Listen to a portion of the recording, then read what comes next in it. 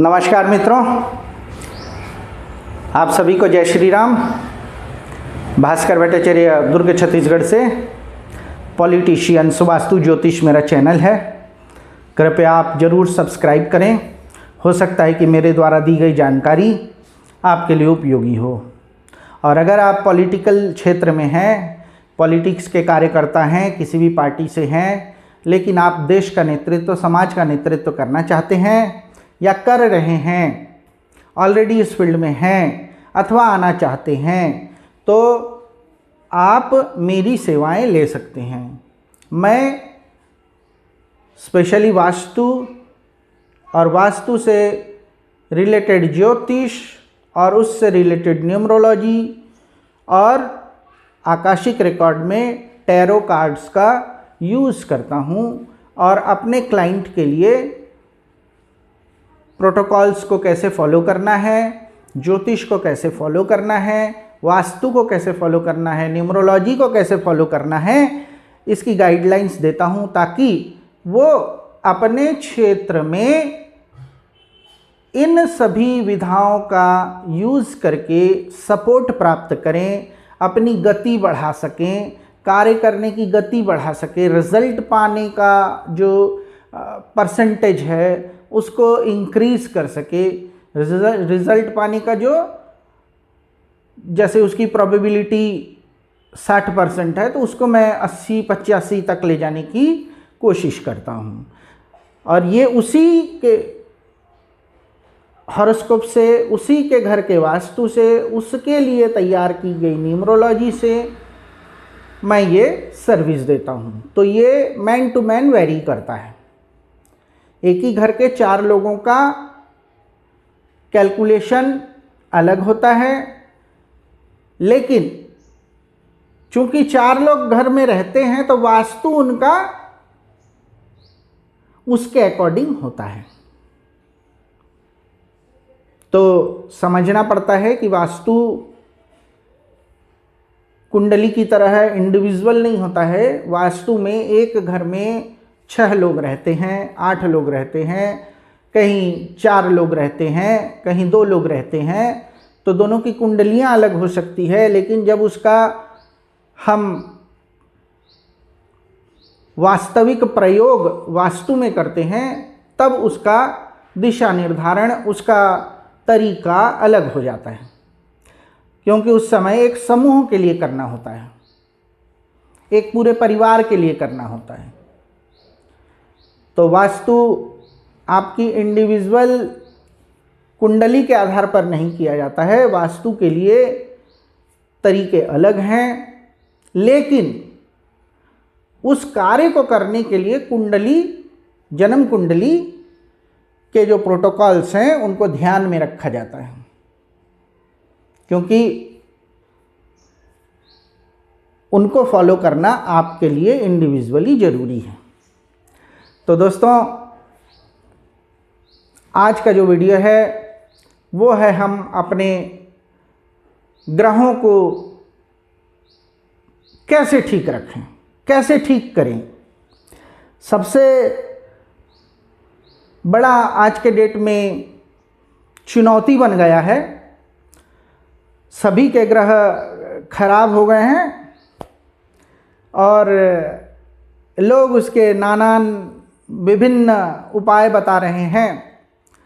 सुबह टीवी का चैनल खोलिए तो कोई आपको राशि के अनुसार बता रहा है कि आपके फलाने ग्रह खराब हो गए हैं और आपको उसको ठीक करना है तो आपको ये उपाय करने पड़ेंगे, आपको ये उपाय करना पड़ेगा।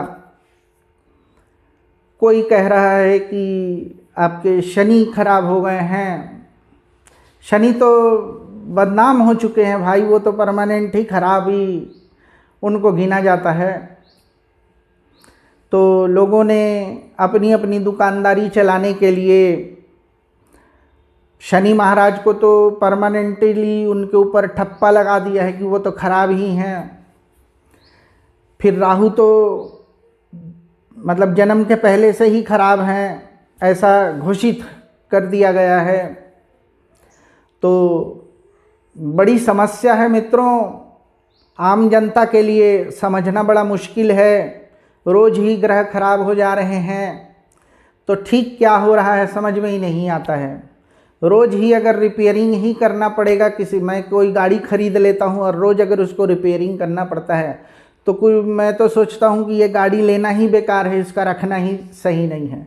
तो कंडीशन ये हो गया है कि अगर सुबह से शाम तक आप टीवी चैनल्स को देखते हैं तो आप साइकिक हो जाएंगे, आप मानसिक बीमारी से ग्रस्त हो जाएंगे।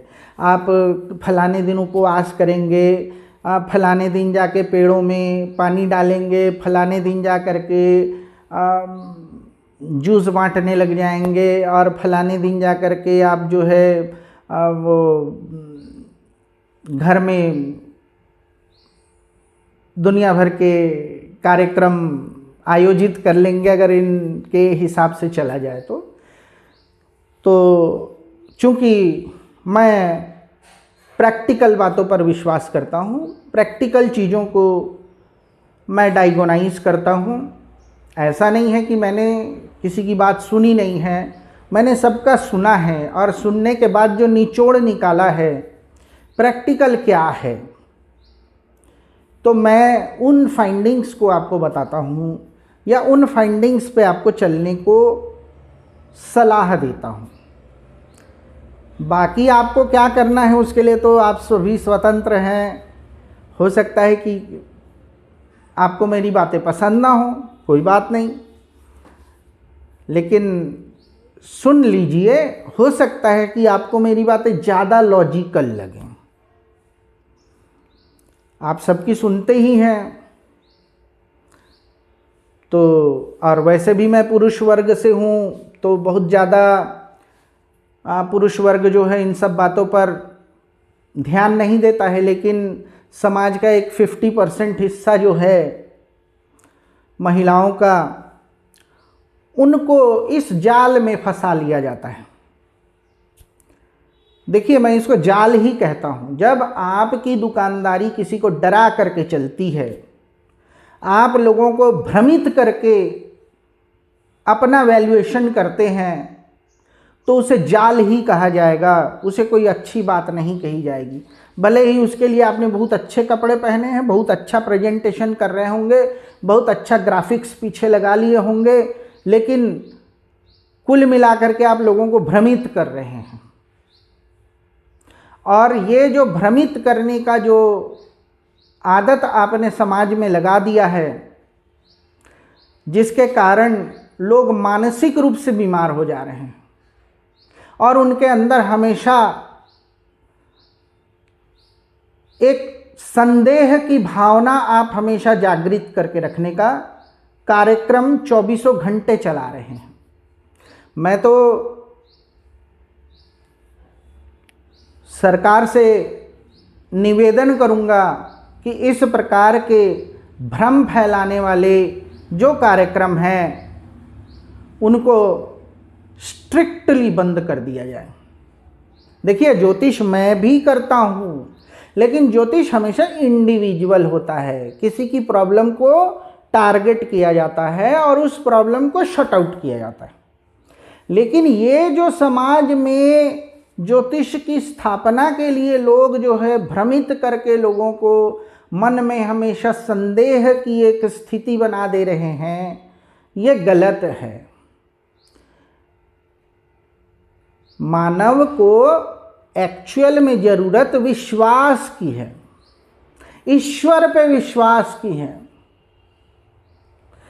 जैसे वो एक ज्योतिषाचार्य पर विश्वास करता है, लेकिन यहाँ देखा जा रहा है कि जो विश्वास कर रहा है वो निगेटिव थॉट्स को लेके कर रहा है, वो डर के मारे विश्वास कर रहा है, वो श्रद्धा भक्ति भाव से नहीं कर रहा है, वो डरा हुआ है, इसलिए आपके पास पहुंचा है और आपके बताए हुए उपायों पर वो विश्वास कर रहा है। तो ये निगेटिव प्रोसेस है किसी विश्वास को क्रिएट करने का। ज्योतिष आज की चीज़ नहीं है जिसे आप 24 घंटे चला करके, वीडियोस बना करके, टीवी में प्रोग्राम्स दे करके लोगों को डरा करके आप स्थापित करेंगे। ज्योतिष आपके बिना भी स्थापित था, मेरे बिना भी स्थापित रहेगा, क्योंकि इसमें पॉजिटिविटी है। आपका प्रेजेंटेशन करने का तरीका गलत है। आपने समाज के 50% लोगों को संदेहास्पद जीवन व्यतीत करने पर मजबूर कर दिया है। आप लोगों को ये गलती बहुत छोटी लग रही होगी, लेकिन वास्तव में आप देखिए कि किसी इंसान के शरीर का 50% हिस्सा अगर पैरालाइज हो जाए, रोगी हो जाए, आधा हिस्सा चले ही ना, तो वो इंसान बिस्तर से भी नहीं उठ सकता है। यही आज हमारे हिंदू समाज की स्थिति बन गई है। आपने जो चीज पॉजिटिवली करना है, मैं पूरे समाज के लिए कह रहा हूं कि आपने जो चीज पॉजिटिव चीजों को प्रेजेंट करना था। ज्योतिष एक बहुत पॉजिटिव चीज है, वास्तु एक बहुत पॉजिटिव चीज है, न्यूमरोलॉजी एक बहुत पॉजिटिव चीज है। आपने उसको गलत तरीके से प्रेजेंट करना शुरू कर दिया है, ताकि आपके पास भीड़ बढ़ जाए, आपकी दुकानदारी चलने लग जाए। अगर आप सही बात करेंगे, आप चीज़ों को सही तरीके से प्रेजेंट करेंगे, तो ज्योतिष स्वयं ही अपने आप में स्थापित सिद्धांत है, वो और फलेगा फूलेगा। लेकिन आप इंडिविजुअली उससे कुछ चाहते हैं, उससे आउटपुट निकालना चाहते हैं, आपको भी मिलेगा। जैसे मैं प्रेजेंट कर रहा हूँ, हो सकता है कोई इंसान जो है उसको लगे कि हाँ भाई मेरे को इस इंसान से गाइडलाइन लेना चाहिए, तो वो बिल्कुल संपर्क करेगा। लेकिन अगर मैं लोगों को डराने लग जाऊं, उनके डर का दोहन करूं, हो सकता है मेरे पास बहुत सारे क्लाइंट आ जाएंगे, लेकिन क्या ये सही तरीका है? ये बिल्कुल गलत तरीका है। तो इसलिए ये जो सुबह से बैठ करके आप फलाने राशि वालों का ऐसा हो जाएगा, वैसा हो जाएगा, अरे भाई मेरे, जब प्रॉब्लम भगवान तुम्हारे पास भेजेंगे उसको सॉर्ट आउट करिए। आप लोगों को शक की मत बना दीजिए।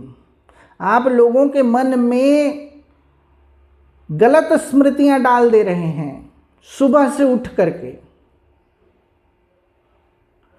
तो गलत स्मृतियां मत डालिए, आप उनको इन्फ्लुएंस कर रहे हैं। उनके अंदर ये भाव जगाइए कि विश्वास करिए ईश्वर पर। जैसे मैंने कहा, ईश्वर ने आपको जन्म दिया है और उसके साथ उसने पूरी व्यवस्था आपके जन्म कुंडली के रूप में आपके हाथ में पहले से ही दे रखी है कि आपकी सफलता के लिए आपको करना क्या है। तो मैंने तो नहीं करा, किसी बच्चे का जन्म कहीं मुंबई में हुआ है, या मान लीजिए साउथ इंडिया में हुआ है, या नॉर्थ इंडिया में, नॉर्थ ईस्ट में हुआ है, तो मैं तो जाकर के उसको कुछ नहीं कर रहा हूं। ईश्वर ने आपको सारी व्यवस्थाएं दी हुई है, उस पर विश्वास करिए। सिर्फ उनको गाइड करिए कि भाई हाँ ऐसे करना पड़ेगा। लेकिन ये केस टू केस वेरी करता है। हर इंसान का हॉरोस्कोप बिल्कुल अलग है, और उसके अनुसार उसको करना क्या है, उसको सफलता के लिए क्या चाहिए, वो आप बताइए। उसमें कोई आपत्ति नहीं है। और ये जो आप लोगों का भयादोहन कर रहे हैं, लोगों को डरा करके, और जो है उनकी मानसिक स्थिति को खराब कर रहे हैं, उनकी खराब कर रहे हैं, तो उसका असर उनके परिवार पर भी पड़ता है। भाई घर की महिलाओं को आपने डिस्टर्ब कर दिया है, आपने समाज के 50% हिस्से को डिस्टर्ब कर दिया है। उसका असर आपको बाकी के 50% हिस्से में भी पड़ेगा, दिखेगा। आप इन चीज़ों को बहुत हल्के ढंग से ले रहे हैं। या तो आपकी बुद्धि काम नहीं कर रही है, या आप लालच में फंसे हुए हैं। अपने नाम शोहरत के लिए आप दूसरों का नुकसान कर रहे हैं। सीधी बात यह है। जैसे कोई एक नेता अपने फायदे के लिए समाज को तोड़ने का भाषण देता है, तो हम उसको बुरा बोलते हैं। कोई नेता अपने व्यक्तिगत फायदे के लिए पूरे हिंदू समाज को तोड़ दे रहा है, टुकड़े टुकड़े में बांट रहा है, जब वो ऐसा भाषण देता है तो हम क्या कहते हैं, ये गलत है। ऐसा नहीं करना चाहिए, उस पर केस दर्ज किया जाता है। तो क्या परिवार को तोड़ने वाला इंसान का दोष नहीं है? जो मानसिक भ्रम फैलाता है, क्या उसका दोष नहीं है? तो हम जागरूक हैं, हमें जागरूकता से काम करना चाहिए। कोई भी भविष्य समूह में कभी नहीं होता है। आपका भविष्य अलग है, मेरा भविष्य अलग है। एक ही समय में, एक ही सेकंड में आप अलग काम कर रहे हो, मैं अलग काम कर रहा हूं। आपका मेरा कहीं जुड़ाव नहीं है। तो किस आधार पर आप भविष्यवाणी कर रहे हो? आप राशियों का भविष्यवाणी कर रहे हो। भाई, आपके पास कोई क्लाइंट आए, इंडिविजुअल पर्सनल कोई आता है या पूछता है, तब आप उसको मार्गदर्शन करिए। आपने एक के चक्कर में सारी दुनिया को भ्रमित कर दिया है। उनके दिमाग में संदेह, आज महिलाओं के दिमाग में क्या घुस गया? सोमवार को ये कलर पहनना है, मंगल को ये पहनना है, बुध को ये कलर पहनना है। यही ज्योतिष कर रहे हैं आप। क्या आउटपुट निकाला आपने? एक पूरे समाज को, एक पूरे वर्ग को रोगी बना दिया, मानसिक रोगी बना दिया। ये अच्छी बात है? तो हमें समझना पड़ेगा, हमारा विरोध किसी से नहीं है। आप ज्ञानी हैं, लेकिन आपका जो तरीका है वो गलत है। उसका जो प्रभाव है वो गलत पड़ रहा है। आपको खूब मजा आ रहा है, लेकिन उसके भुक्तभोगी क्या हो रहे हैं? छोटे छोटे परिवार वाले हो रहे हैं। वो आपको बताने नहीं आएंगे। हो सकता है उनके पास भाषा न हो। आप उनको एक लाइन में चुप करा देंगे, तुम्हें क्या मालूम है, लेकिन आप मुझे चुप करा पाएंगे? आपने कितना बड़ा नुकसान कर दिया है, और इसका दंड आपको क्या मिलेगा प्रकृति से, आपको समझ में भी नहीं आ रहा है। आज आप सरवाइव कर रहे हैं, ईश्वर की बहुत कृपा है। आप ज्योतिषाचार्य भी बन गए हैं। लेकिन एक समझदार इंसान जब गलती करता है तो उसका दंड बड़ा होता है, और जितना ज़्यादा पढ़ा लिखा समझदार होता है उसका दंड उतना ही और बड़ा होता है। तो आपको कितना बड़ा दंड मिलने वाला है, ये कभी कैलकुलेट किए हैं?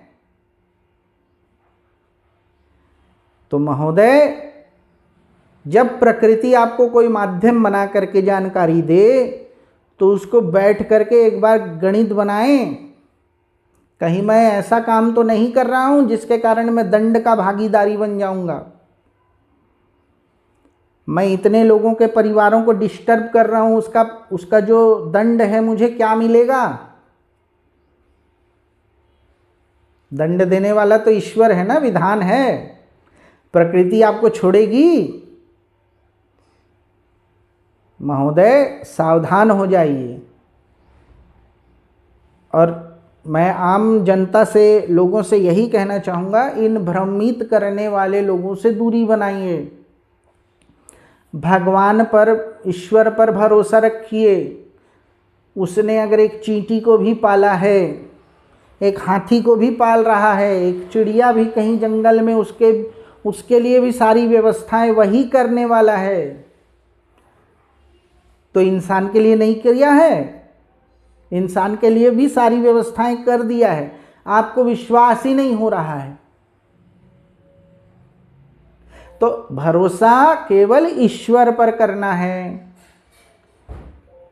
दूसरी बात, भरोसा केवल ज्ञान पर करना है, सही ज्ञान पर करना है। भ्रमित करने वाले ज्ञान भी होते हैं।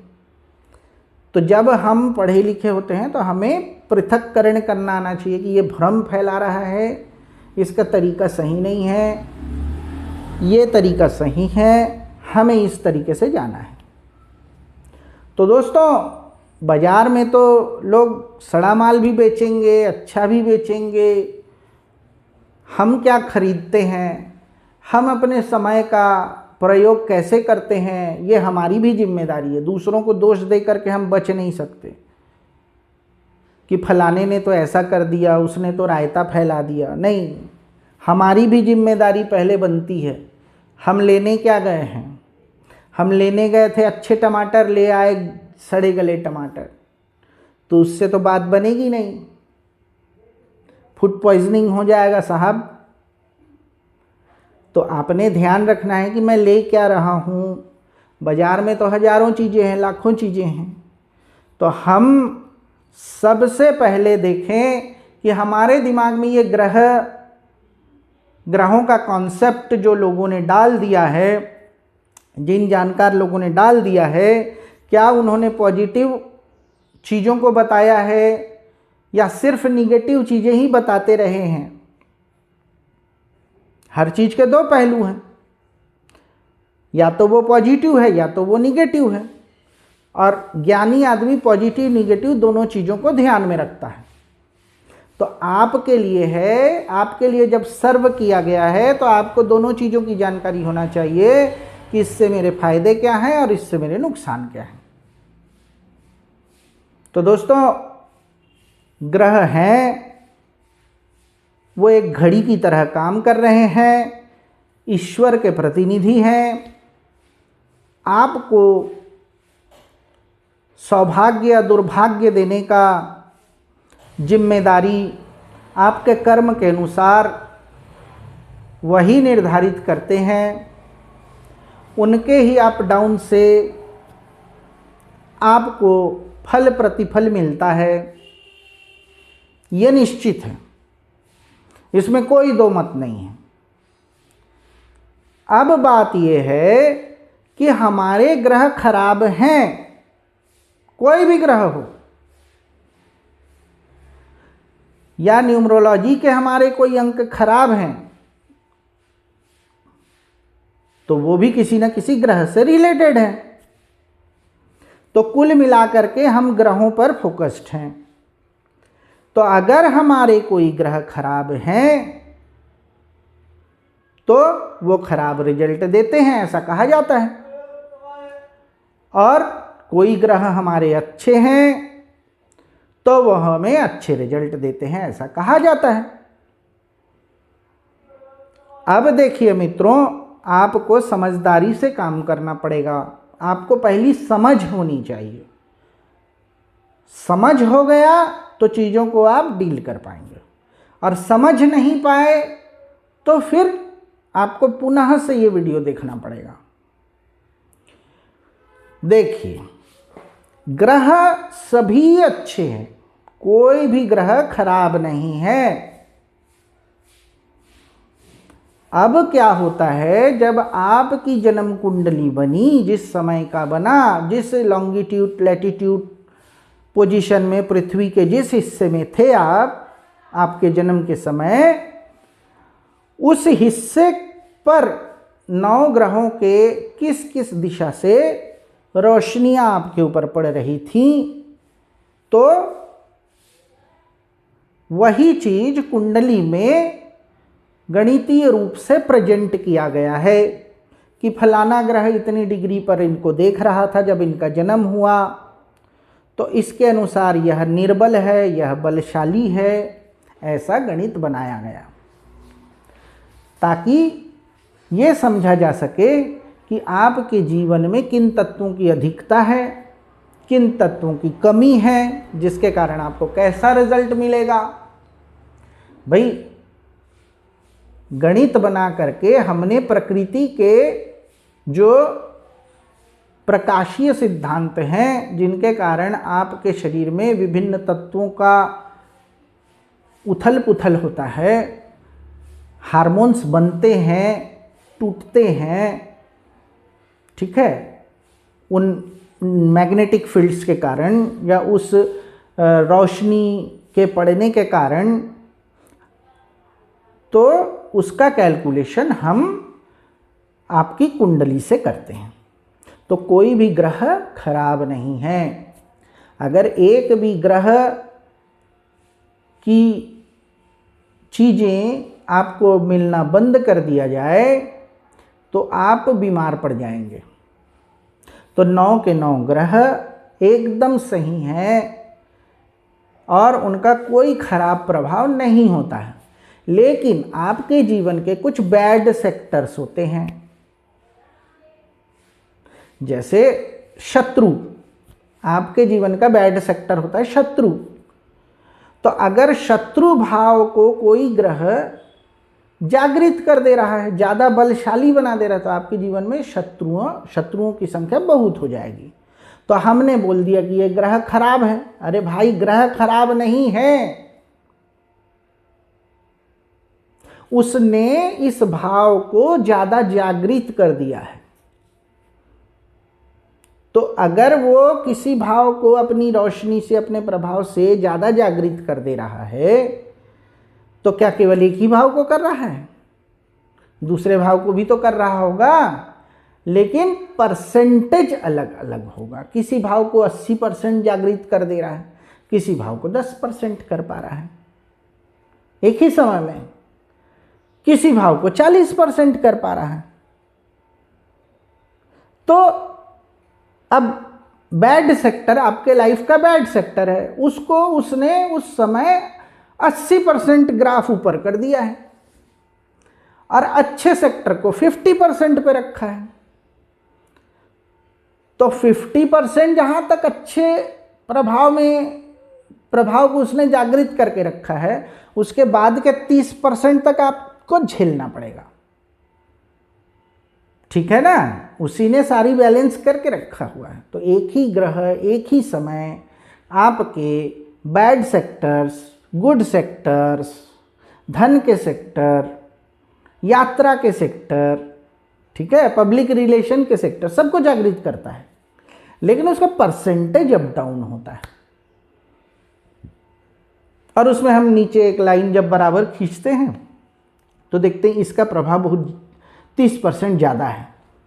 मैं 50% तक तो सब मोटा मोटी मैनेज हो रहा है, लेकिन 30% जो है ये शत्रु वाले सेक्टर को ज़्यादा कर रहा है इस पीरियड में। ठीक है, या इसके जीवन काल में इस सेक्टर को ये ज़्यादा प्रभावित करके इसके परसेंटेज को ज़्यादा ले जा रहा है। तो हम कहते हैं ये ग्रह खराब है। अरे भाई, ग्रह खराब नहीं है भाई, कोई भी ग्रह खराब नहीं होता है। तो अब हम उसके उपाय करने बैठ जाते हैं। तो दोस्तों, कभी भी ध्यान रखें, उपाय आपके कोई काम नहीं आएगा। जो भी ग्रहों के प्लेसमेंट हैं वो आपके कर्म के अनुसार कर्म फल है। मैंने किसी को पिछले जन्म में उधार दिया हुआ है और उसका देना बनता है, तो मेरा वो जीवन तो समाप्त हो गया, लेकिन जब मैं पुनः जीवन में आऊँगा, पुनः शरीर धारण करूँगा और उसी समय उसको भी शरीर धारण का मौका मिलेगा, तो मेरी जो उधारी बन रखी है, मान लीजिए मैंने उसको 20 लाख रुपए दिया हुआ था, उसका कोई काम निकाल दिया था, लेकिन बंदे का हो सकता है उस समय परिस्थिति ना रही हो या उसने मुझसे धोखा कर दिया हो, लेकिन देना तो बनेगा ना। भाई, मेरा तो खाता वही में चढ़ा हुआ है ना कि मैंने उसको दिया हुआ है। तो आपके ग्रह के उपाय करने से मेरे उधारी कम हो जाएंगे क्या साहब? सोच के देखो, कॉमन सेंस। क्या आपके ग्रह को धूप बत्ती लगाने से मेरा 20 लाख रुपए का जो उधारी आप पे पड़ा हुआ है वो खत्म हो जाएंगे क्या? नहीं होंगे, जब तक मुझे वो वापस नहीं मिलेगा किसी न किसी रूप में। किसी न किसी रूप में वो मुझे वापस नहीं मिलेगा, तब तक तो आपको इस जीवन से मोक्ष नहीं मिलेगा, छुटकारा नहीं मिलेगा। हाँ, ये हो सकता है कि सीधे सीधे आप मुझे ना दें। आपकी एक बड़ी गाड़ी थी और उसका एक्सीडेंट हो गया, उसमें 20 लाख रुपए खर्च हो गए। खर्च हुए ना, आपने सीधे मुझे नहीं दिया, आप इस जन्म में मुझे पहचानते भी नहीं हो, लेकिन चुकाना तो पड़ेगा क्योंकि आपको मोक्ष चाहिए। ईश्वर आपको मोक्ष तक ले जाएंगे, अपने में समाहित करेंगे, तो आप तभी उनमें समाहित हो पाओगे जब आपका लेन देन खत्म हो जाएगा। आपका कोई भी लेन देन बाकी रहेगा तो आप स्वयं जो ईश्वर के प्रतिरूप हो, आप स्वयं में नहीं जा सकते। किसी का उधारी बकाया जिम्मेदारी रख करके आप स्वयं में नहीं जा सकते। स्वयं में जाना ही मोक्ष है। स्वयं को ईश्वर के रूप में पा लेना ही मोक्ष है। तो आपने किसी का बकाया रखा हुआ है तो किसी न किसी रूप में चुकाओगे। अच्छा, मुझे नहीं चुकाया सीधे सीधे, किसी और को दे के गए, आपकी गाड़ी खराब हो गई, आपने उसके रिपेयरिंग में 20 लाख रुपए खर्चा कर दिए। अब वो चूंकि आपका पैसा उसके पास गया, अब उसकी जिम्मेदारी बन गई कि वो मुझे चुकाएगा क्योंकि पैसा मेरा है। अब प्रकृति कहां से घुमा के, किसके माध्यम से, जैसे हम अकाउंट्स में घुमाते हैं पैसा, 10 लाख रुपए ही रहता है, लेकिन 10 अकाउंट में डाल के हम 100 लाख रुपए का ट्रांजैक्शन दिखा देते हैं ना, हमारा अकाउंट को मैनेज करते हैं ना। सीधा गणित है, वो पैसा मेरे पास ही आएगा, प्रकृति वो मुझे ही देगी। लेकिन हो सकता है कि अभी आप और हम सामने सामने नहीं मिले थे, लेकिन आपको क्लास 2 से प्रमोट करके 3 में भेजा जा रहा है, तो वो पैसा आप दूसरे को चुकाओगे। वो आदमी की जिम्मेदारी है कि मुझ तक वो पैसा पहुंचाएगा। अब आप उस चीज से मुक्त हुए, अब आप क्लास 3 में जाओगे, फिर प्रमोट होके 4 में जाओगे, आखिर में जाके मोक्ष मिलेगा, लेकिन चुकाना पड़ेगा। तो मुझे नहीं चुकाओगे तो दूसरे को चुकाओगे। ग्रह क्या कर लेगा? ग्रह केवल परिस्थितियां बताएगा, आपके पैसे वो डिपॉजिट नहीं रखेगा। वो मेरे लेने बनते हैं तो प्रकृति घुमा करके कहीं ना कहीं से मुझे ही देगी, क्योंकि जब तक वो मुझे प्राप्त नहीं होगा मेरा भी मोक्ष नहीं होगा, आपका भी नहीं होगा। या जिसने आपसे वो पैसा ले रखा है कि ठीक है मैं ये ले लिया हूं, उसको चुका दूंगा, वो जब तक मेरे पैसे वापस नहीं करेगा तब तक उसका भी नहीं होगा। ये प्रकृति का सिस्टम है, तो हमको समझना है। यहां कोई जादूगरी नहीं हो रही है। आप मुझे नहीं चुकाओगे तो डॉक्टर को चुकाओगे। मैं आपका पैसा ले रखा हूं तो इसे नहीं तो उसे चुकाना ही पड़ेगा।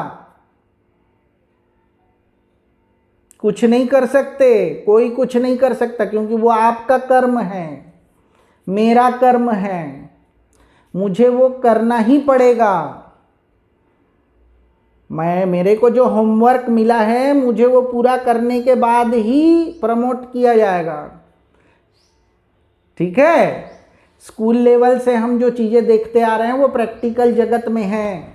आपने होमवर्क नहीं किया है तो जब तक करके नहीं आएंगे आपको आगे का कोर्स नहीं मिलेगा, आपको आगे की जिम्मेदारी नहीं मिलेगी।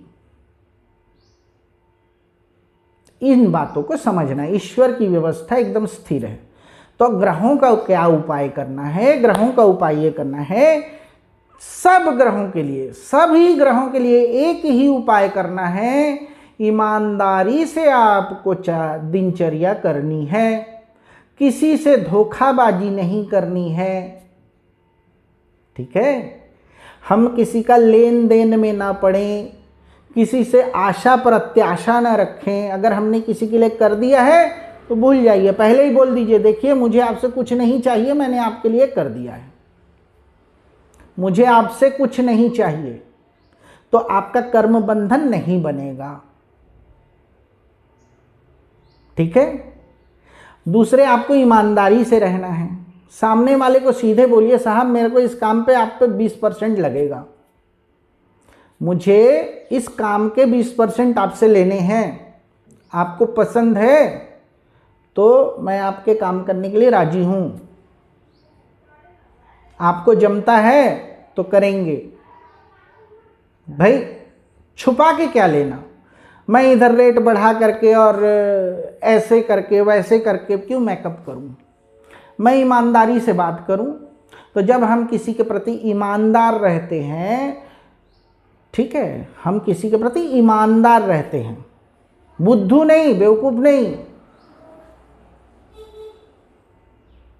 ठीक है, हम किसी के प्रति ईमानदार रहते हैं। हम किसी का घर का कंस्ट्रक्शन करने गए हैं तो ईमानदारी से मटेरियल डालिए।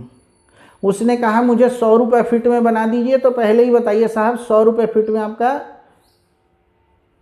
4 रॉड का कॉलम खड़ा होगा, 6 इंच पे रिंग डलेगा, ठीक है। और अगर आप 180 रुपये रेट मुझे देते हैं तो मैं 6 रॉड का कॉलम लगाऊंगा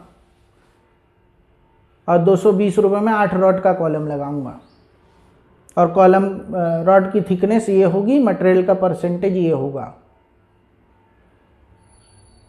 आपने ईमानदारी से बता दिया ना, आपका लेन देन नहीं बनेगा। हाँ, चालाकी नहीं छोड़नी है भाई, कहीं कमाई है, हमारे को कहीं से कमाना है, तो घोड़ा घास से दोस्ती करेगा तो खाएगा क्या। तो अपने लिए घास का भी जुगाड़ करना है, लेकिन किसी के नुकसान करके नहीं, क्योंकि प्रकृति देख रही है कि ये आदमी किसी को गड्ढे में गिरा करके अपना फायदा कर रहा है क्या। अभी देखो, अभी रिसेंट का केस है वो ममता बनर्जी वाला, समाज में कितने लोगों को कैसे कैसे प्रताड़ित किया गया। तो ईश्वर न्याय करता है और उसका न्याय फिर ऐसा होता है कि आप कहीं मुंह दिखाने लायक नहीं रहते। क्या दूसरे पूरे देश के नेता लोग नहीं कमा रहे हैं? कमा रहे हैं, लेकिन इनका तरीका बलात्कार, मारकाट, क्या क्या नहीं किए, इनका तरीका और दूसरों का तरीका, वो भी तो कमा रहे हैं भाई। बिना कमाए कोई नहीं रह रहा है, लेकिन एक तरीका होता है। तो आपने किसी को हर्ट करके, किसी को दुख पहुंचा के ऐसा काम नहीं करना है जिसके कारण आपको श्राप लग जाए। आदमी मुंह से नहीं बोल रहा है, लेकिन आंतरिक आत्मा से श्राप देता है। और कुछ लोग होते बनावटी, तो बनावटी लोगों का अच्छे से दोहन करें। आप राजनीति में हैं, राजा का काम है दुष्टों को दंड देना और गरीबों की मदद करना, रॉबिन हुड हो आप। तो दोस्तों, ईमानदारी से रहें। आप ईमानदार हैं तो कोई भी ग्रह सामने आके आपको खड़े हो जाए, आपने उसके साथ न्याय किया है। क्योंकि ग्रह इस मनुष्य रूप में, जीवन रूप में, पशु पक्षी के रूप में प्रकट होंगे आपके सामने। जब आपको ग्रह दशाएं लगेंगी, आपको तत्काल पता लगता है समय बदल गया है, कोई मुझसे न्याय मांगने आया है। आप राजा की तरह न्याय करिए, उससे धोखा न करिए। आप धोखा करेंगे, वो नोट करेगा और उसके दंड वो देगा। आज इस रूप में आए, कल दूसरे रूप में आएगा। तो ग्रह कैसे काम करते हैं, किसी पर जैसे प्रभावित होते हैं, उसके रोशनी, उसके तत्वों से प्रभावित व्यक्ति आपके सामने आता है और आपको जज करता है, आपकी परीक्षा लेता है, आपको तत्काल पकड़ में आएगा। तो किसी से अन्याय ना करिए, कमाइए। आप नहीं कमाएंगे तो सरवाइव करके भाई सेवा कैसे करेंगे। कमाना दोष नहीं है, लेकिन किसी को मुसीबत में डाल करके और उसका दोहन करना ये गलत है। तरीका सही रखिए। कमाएंगे नहीं तो आप कैसे सरवाइव करेंगे, और आप सरवाइव नहीं करेंगे तो उनको सेवाएं कैसे देंगे, है ना।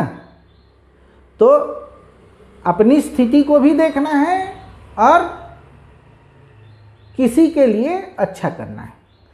और आपका तो जीवन राजनीतिक है, आपको तो हजारों लोगों का सेवा करने का मौका मिल रहा है। ईश्वर ने आपको इतना अच्छा मौका दिया है।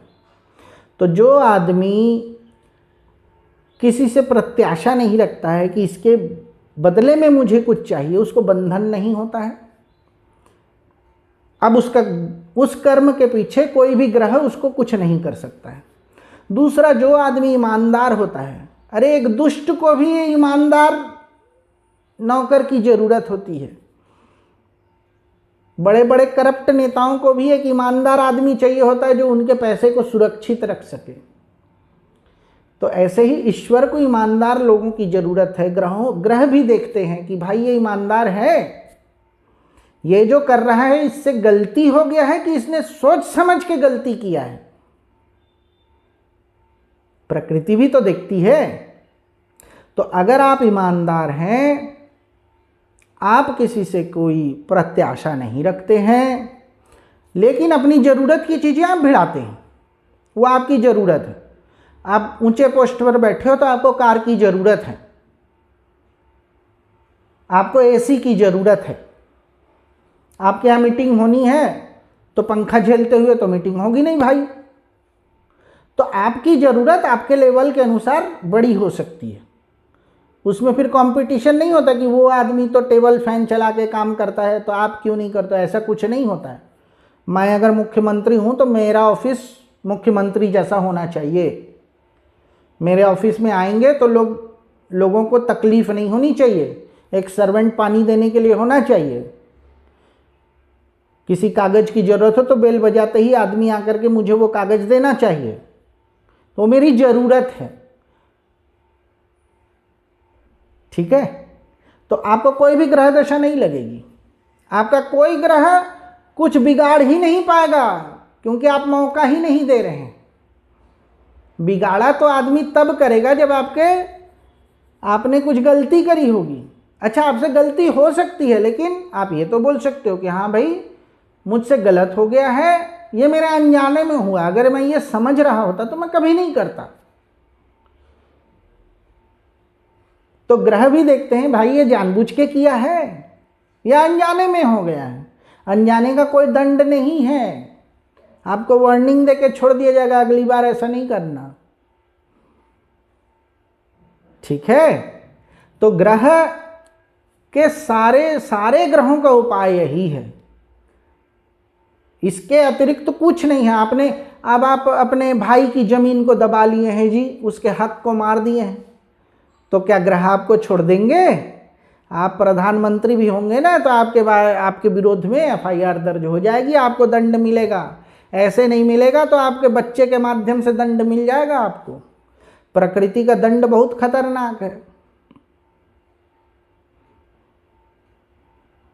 और आपने अनजाने में कोई चीज कर लिया है तो उसको सुधार लीजिए, कोई बड़ी बात नहीं है।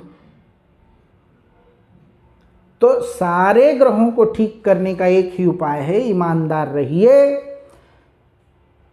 अच्छे कर्म करिए, और किसी के लिए कुछ कर दिया है तो उससे कोई प्रत्याशा न रखिए कि ये मैंने आज इसके लिए किया तो वो कल मेरे लिए करेगा। प्रोफेशनली अलग बात है, राजनीति करने आए हैं तो राजनीति में अलग बात है। भाई मैंने तुम्हारा काम निकाल दिया तो कल मेरा काम तुम निकालना है, इसीलिए मैंने आज किया है। वो कॉन्ट्रैक्ट है, वो बिजनेस है। लेकिन सर्वाइवल में, जनसेवा में जब आप जा रहे हैं और कोई नॉन पॉलिटिकल पर्सन के लिए कुछ कर रहे हैं तो प्रत्याशा न रखिए। लेकिन पॉलिटिक्स में कॉन्ट्रैक्ट है कि मैंने तुम्हारा ये काम निकाल दिया था, कभी ज़रूरत पड़ेगी तो मेरे लिए आप उपस्थित होना। जैसे याद रखना ये वाली स्टोरी जो राजा दशरथ के लिए उनकी पत्नी ने बोला, वो देव दानव युद्ध में जो है राजा दशरथ को निमंत्रित किया गया और शायद हजारों सालों तक उन्होंने युद्ध किया, और उस युद्ध के दरमियान उनके रथ का पहिया निकल गया था। तो उनकी जो पत्नी थी तो उन्होंने जो है पहिया ना खुले बोल करके अपनी उंगली उसमें डाल करके पहिए को रोक लिया था, और पूरे युद्ध तक वो उंगली डाली रही ताकि पहिया ना निकल जाए। और जब राजा युद्ध करके जीत करके अपने रथ से उतरे तो तब उनके हाथ को देख करके उसमें मतलब इंज्योर हो गया था पूरा। तो तब उन्होंने कहा कि तुम मांगो मुझसे, क्या मांगते हो? तो बोले महाराज याद रखिएगा, जब मुझे ज़रूरत पड़ेगी तब मैं मांगूंगी। तो ऐसे ही राजनीति में कॉन्ट्रैक्ट्स होते हैं। तो दोस्तों, आपके ग्रह कैसे ठीक होंगे और उनको कैसे ठीक रखना है, भ्रांतियां नहीं पालनी है, प्रैक्टिकल वर्ल्ड में कैसे काम करना है, प्रैक्टिकल वर्ल्ड में कॉन्ट्रैक्ट्स होंगे, वो अलग चीज़ है, वो प्रोफेशनल लाइफ है। लेकिन व्यक्तिगत जीवन में ग्रहों से बचने के आपको कहीं वो जा कर के टोने टोटके नहीं करने पड़ेंगे। आप ईमानदार रहिए, सच्चाई से रहिए। सच सभी को बताना है ये जरूरी नहीं है, लेकिन अपने सिद्धांतों पर रहिए। आपके ग्रह कभी खराब नहीं होंगे, कोई ग्रह खराब नहीं होगा, 9 के 9 ग्रह आपके अच्छे रहेंगे। तो दोस्तों, आज थोड़ा लंबा वीडियो बन गया, लेकिन मैं इसको कॉम्प्रेस कर दूंगा और आपके डेटास कम खर्च होंगे। लेकिन सुनिएगा पूरा जरूर और लोगों को भी भ्रम से निकालिए। अगर आपको लगता है कि ये वीडियो काम का है, इस आदमी के बोलने का जो तरीका है वो सही है, समझाने का तरीका जो है वो समझ में आ रहा है, तो 4 लोगों को जरूर बताइए, उनको भी भ्रम से निकालिए, ताकि आपका जनरेशन जो है स्वस्थ रहे, समर्थ रहे, ईश्वर पर विश्वास करे और उनकी जो व्यवस्थाएं आपकी जन्म कुंडली में दी हुई उसको फॉलो करें, वास्तु का प्रयोग करें, राजनीति में सफल हों। धन्यवाद मित्रों, जय हिंद, भारत माता की जय।